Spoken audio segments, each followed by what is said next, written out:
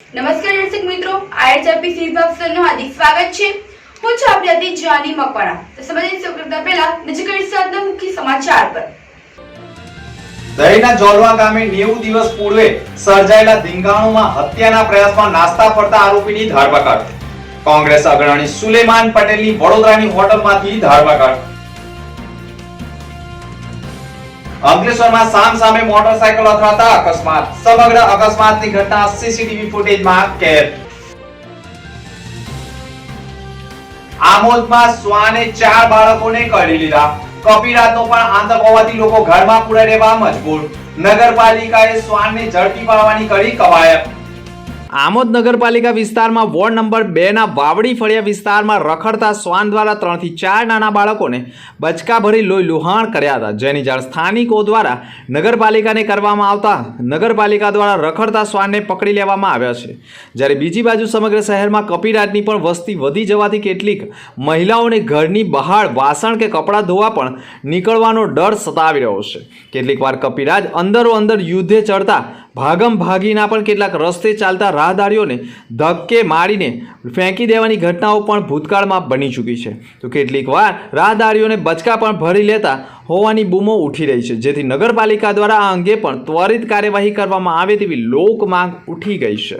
આજ રોજ નગરપાલિકા વિસ્તારમાં વાવડી ફળિયા વિસ્તારમાં નાના છોકરાઓને કૂતરાને કરડવાની કમ્પ્લેન આવેલી હતી, જે આજ રોજ આમોદ નગરપાલિકા દ્વારા એ કૂતરાને પકડવાની કાર્યવાહી કરવામાં આવેલ છે। ભરૂચ જિલ્લાના દહેજ પંથક પોલીસ મથકમાં નવરાત્રિમાં જીવલેણ હુમલો કરાયો હોવાની ફરિયાદ ઈજાગ્રસ્ત ફરિયાદી સુલેમાન પટેલના ભાણિયાએ નોંધાવી હતી, જેમાં તેઓએ આક્ષેપ કર્યા હતા કે અમો પાદરમાં બેઠા હતા તે દરમિયાન જૂની અદાવતને લઈ હુમલા કરવાનું ષડયંત્ર કોંગ્રેસ અગ્રણી સુલેમાન પટેલે પોતાના ઘરમાં તેમના મળતિયાઓ સાથે રચી હુમલો કર્યો હતો, જેમાં 3 લોકોને ગંભીર ઈજાઓ થઈ હતી। સમગ્ર પ્રકરણમાં ગુનો દાખલ થતાં પોલીસે ગણતરીના કલાકોમાં જ હુમલાખોરોને 5 આરોપીઓને ઝડપી પાડ્યા હતા।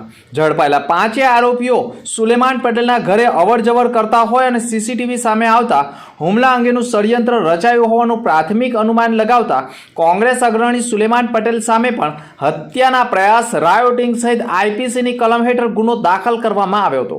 અને આ મુખ્ય કાવતરું રચનાર કોંગ્રેસ અગ્રણી સુલેમાન પટેલ 90 દિવસથી નાસ્તા ફરતા હોય અને તેઓ વડોદરાની સ્કાય હોટલમાં રોકાયા હોવાની બાતમીના આધારે ભરૂચ એલસીબી પોલીસે હોટલમાં ધામા નાખી હત્યાના પ્રયાસના ગુનામાં નાસ્તા ફરતા આરોપી અને વાગરા કોર્ટ દ્વારા સીઆરપીસીની કલમ 70 મુજબનું વોરંટને લઈ સુલેમાન પટેલની હોટલમાંથી ધરપકડ કરવામાં આવી હતી।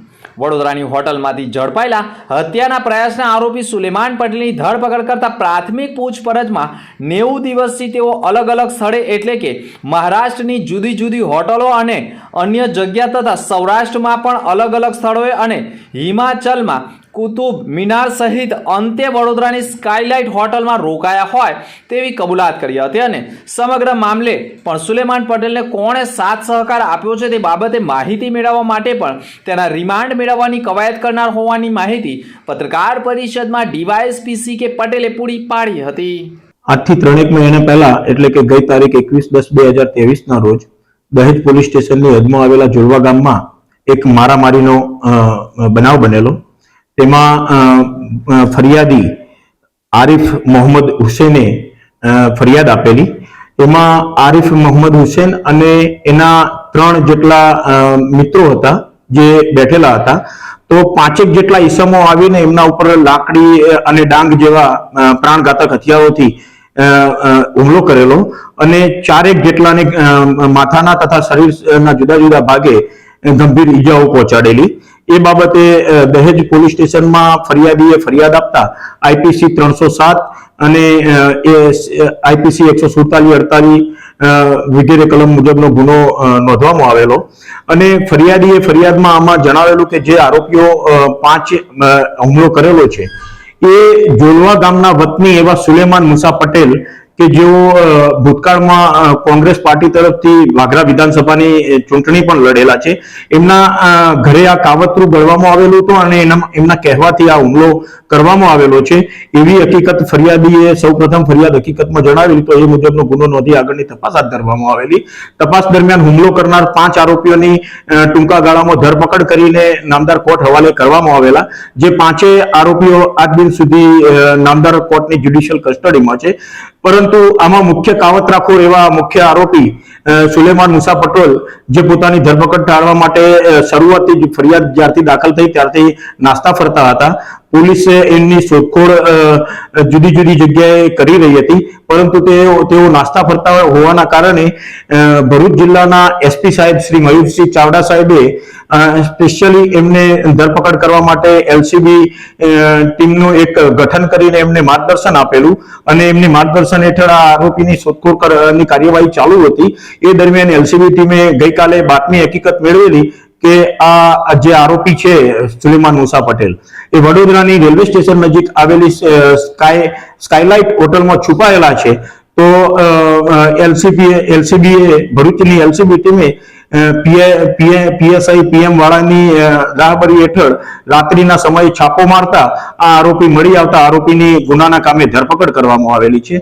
આરોપી અત્યાર સુધી ક્યાં ક્યાં નાસ્તો ફરતો હતો, આ ગુનામાં એને શા માટે કાવતરું કરેલું છે અને આવો ગંભીર ગુનો કેવા કારણસર આચરેલો છે એ દિશામાં પૂછપરછ કરવા માટે, તેમજ આરોપી અત્યાર સુધી નાસ્તો ફરતો હતો તો એમાં એને કોણે આશરો આપેલો છે, નાસ્તા ફરવા માટે કોણે એને મદદ કરેલી છે, એ દિશામાં ઊંડાણપૂર્વક તપાસ કરવા માટે આરોપીને આજે નામદાર કોર્ટમાં રજૂ કરીને એના રિમાન્ડ મેળવવા માટેની કાર્યવાહી હાથ ધરવામાં આવેલી છે. વગલખોડ પ્રાથમિક શાળા તાલુકો વાલિયા જિલ્લો ભરૂચ ખાતે Britannia nutrition foundation Jhagadia company સહિત ઉપક્રમે આંતરરાષ્ટ્રીય બાલિકા દિવસ નિમિત્તે પ્રાથમિક શાળા ખાતે સ્પર્ધા રંગોલી સ્પર્ધાને લગતી તમામ સ્પર્ધાઓ યોજવામાં આવી હતી. વાગલખોડ શાળાના બાળકોને ખાસ બેંગ્લોર બનાવેલ આયર્નયુક્ત વિટામિન 1, વિટામિન B12 અને વિટામિન 6 અને ફોલિક એસિડ યુક્ત ખાસ બાળકોને પોષણ નિવારણ માટે બનાવેલા બિસ્કિટ તેમજ શાળામાં વયકક્ષા પ્રમાણે જરૂરી પોષણ તત્વો મળી રહે તે પ્રમાણે મફત બિસ્કિટનું વિતરણ કરતા બાળકોને બ્રિટાનિયા કંપનીની HR હેડ શ્રુતિ પિલાઈ અને મીનાક્ષીબેન વસાવા તથા મેઘનાબેન મૈસુરિયા, આરતીબેન ધર્મેન્દ્રભાઈ મહિડા સહિત નાઓએ મુખ્ય અર્ચનાબેન વસાવા ન્યુટ્રિશન ચેમ્પિયનશિપ તરીકે શાળામાં ફરજ બજાવે છે અને વિદ્યાર્થીનીને દક્ષિણ ઝોનમાં 7 જિલ્લાઓમાં વાર્તા લેખન ઉપરાંત પ્રથમ નંબર આવી છે, જેનું પણ સન્માન કરવામાં આવ્યું હતું. નમસ્કાર, હું અર્ચનાબેન જીતેન્દ્રભાઈ વસાવા. હું ન્યુટ્રિશન ચેમ્પિયન છું અને હું પ્રાથમિક શાળા વાગલખોડમાં ધોરણ 8માં અભ્યાસ કરું છું. મને બ્રિટાનિયા ન્યુટ્રિશન ફાઉન્ડેશનમાં સતત 2 વર્ષથી હું ચેમ્પિયનમાં જોડાયેલી છું. તેમાં મારા કાર્યો છે કે મારે એનેમિયા વિશે દરેક દીકરીઓને સમજાવવું અને તેમને એનેમિયાથી કેવા નુકસાન થઈ શકે તેવી મારે એમને જાણ કરવી અને એનેમિયા થતા હોય ત્યારે તેમને કયો ખોરાક લેવો જોઈએ અને કેવા પદાર્થનો ખોરાક લેવો જોઈએ, જેવા કે લીલા પાંદડાવાળી શાકભાજી અને બ્રિટાનિયા ન્યુટ્રિશન ફાઉન્ડેશનની બિસ્કિટ છે અને IFL ટેબ્લેટ છે તે પણ આપણે દર બુધવારે લેવી જોઈએ, તેનાથી આપણને ફાયદો થાય છે. શાળા વાગલખોડ તાલુકો વાલિયા જિલ્લો ભરૂચના હું મુખ્ય શિક્ષક કાલિદાસ રોહિત. આજે અમે અમારી શાળામાં દીકરી દિવસ ઉજવી રહ્યા છીએ ત્યારે અમારી અર્ચનાબેન જીતેન્દ્રભાઈ વસાવા જે ઝોન કક્ષામાં પ્રથમ નંબર લાવી છે એ 20 મિનિટની અંદર પોતાની રીતે વાર્તા નિર્માણ કરે છે અને એનું આજે દીકરી દિવસે બ્રિટાનિયા ન્યુટ્રિશન ફાઉન્ડેશન કંપની અહીં ઇનામ આપ્યું છે. તેમજ અમે વેશભૂષા કરી છે, વિવિધ વક્તૃત્વ સ્પર્ધા કરી છે. એ બાળકોને પણ આ કંપનીએ ઇનામ આપ્યા છે અને એમના મેડમો, એમના સાહેબો અમારી સાથે ઉપસ્થિત રહ્યા છે.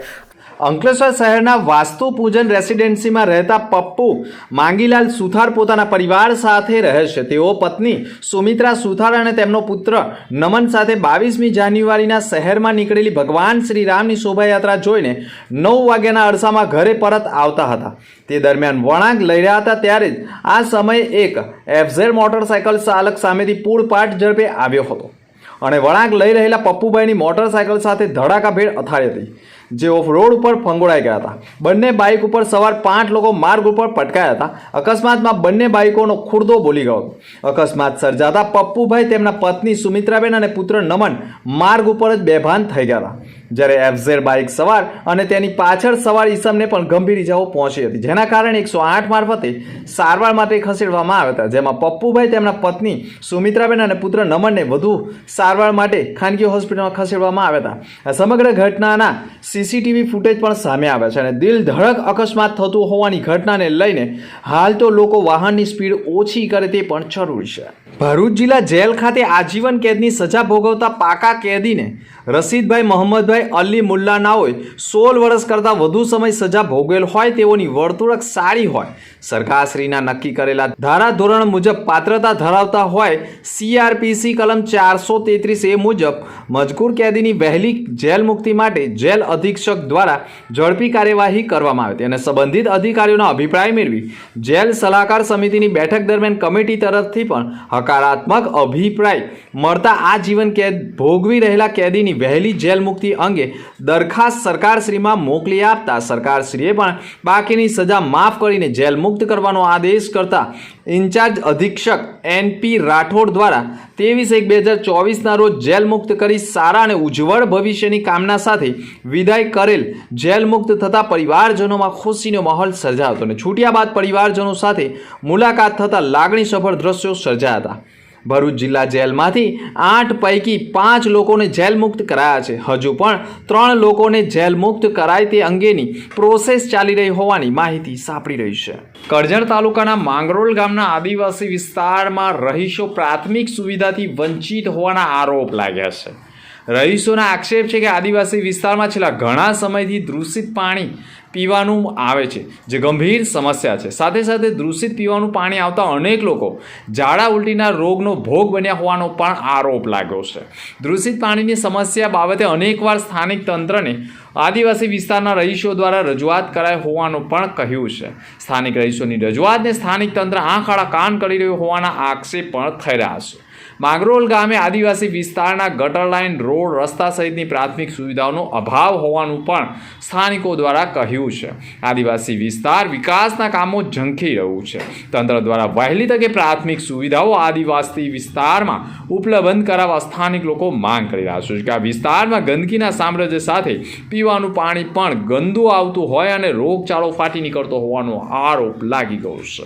અંતર્મુખી સમાચાર પર ફરી એક નજર. દહીના જોલવા ગામે 90 દિવસ પૂર્વે સર્જાયેલા ધીંગાણુમાં હત્યાના પ્રયાસમાં નાસ્તા ફરતા આરોપીની ધરપકડ. કોંગ્રેસ અગ્રણી સુલેમાન પટેલની વડોદરાની હોટલમાંથી ધરપકડ. અંકલેશ્વરમાં સામસામે મોટરસાયકલ અથડાતા અકસ્માત. સમગ્ર અકસ્માતની ઘટના સીસીટીવી ફૂટેજમાં કેદ. આમોદમાં શ્વાને 4 બાળકોને કરી લીધા. કપિરાતનો પણ આતંક હોવાથી લોકો ઘરમાં પૂરા રહેવા મજબૂર. નગરપાલિકાએ શ્વાનને ઝડપી પાડવાની કરી કવાયત. તો અત્યારના સમાચાર. આવતીકાલે ફરી મળીશું નવા સમાચાર સાથે. નમસ્કાર.